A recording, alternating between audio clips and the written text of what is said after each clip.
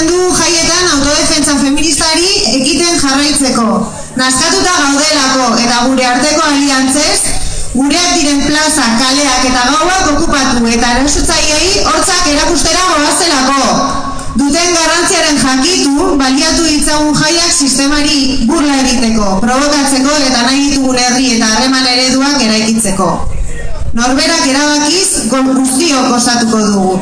Sortu ditzagun festak guztiontzako espazio seguru eta gozamen iturri. Soilik, gure jardueraren eta ekintzen jabe bagara, eskainian izango ditugu guztiok osatzeko moduko bajadak, harremanak, musikak, otorduak, txarangak, jolas zein dantzak.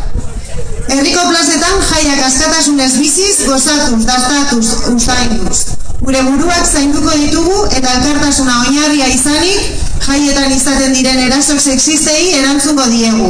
Nik erabaki eta guk gozatu. Erasorik ez,